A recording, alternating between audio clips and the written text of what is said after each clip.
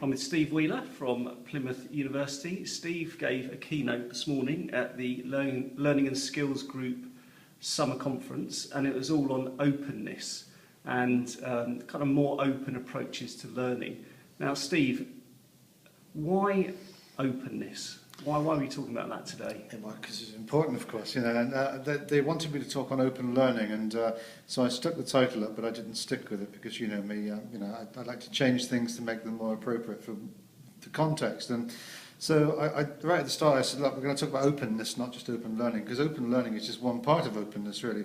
Openness actually covers a whole lot of ground, which is beyond just the learning aspects, and it's important because openness really should capture the zeitgeist, you know, the spirit of the age of what we're doing with social media and with technologies, you know, especially in learning and development in organisations and also in higher education, where I tend to work the most. The idea behind openness is that not only are you giving your content away for free, you're making courses open, you know, so that people don't have to have prerequisite qualifications. You're also opening up, things like software, you know, open source software. So people like Mozilla are doing some great stuff. You know, people like Moodle and Mahara are opening up platforms and making them available to everybody. There's a whole load of stuff about openness which are really important. But probably the most important thing about openness is open scholarship. The idea that that you open yourself up as well to critique. In other words, you don't just say, this is what I believe and nobody's going to challenge me. You open it up for challenge, you open it up for debate. So on my blog, for instance, I'm constantly asking people to contribute to the debate and ask me questions about what I'm writing about.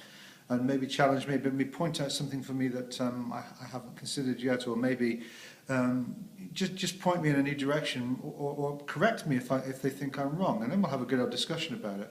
And I think that's probably the best aspect about openness is to make yourself open for debate. Now, do you think I can see in education that I can see how that works. Now, how about organisations where, and there was talk of that at today's events about the fact that people are, you know, it's far more private, and organisations want to keep their data to themselves. And I suppose by implication, we would then be in the learning department, you know, keeping information within that. Yeah. Well, really, I'm not suggesting for 1 minute that companies give away all their secrets, you know, because then we'd all be broken. There'd be no companies anymore because someone would come in and invade your territory and take all your clients from you. But what I am suggesting is that in learning departments within organisations, that content can be given away for free, specifically if it's content that will benefit other people outside.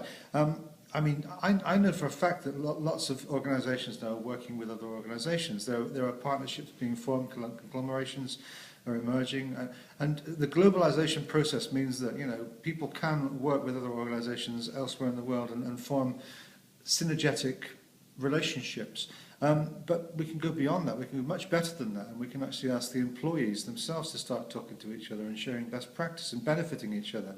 I mean, a good quid pro quo is a good thing, because obviously it benefits both agencies. It benefits all the employees within both agencies, and there are some classic examples of how, you know, organisations have worked together to benefit each other. So we've got the technology now, but have we got the will? Have we got the will to actually be open and to share content with each other and to collaborate freely together and to to just reach out and talk to other organisations about what you're doing and share best practice? That's the big question. Steve Wheeler, thanks very much. Thank you.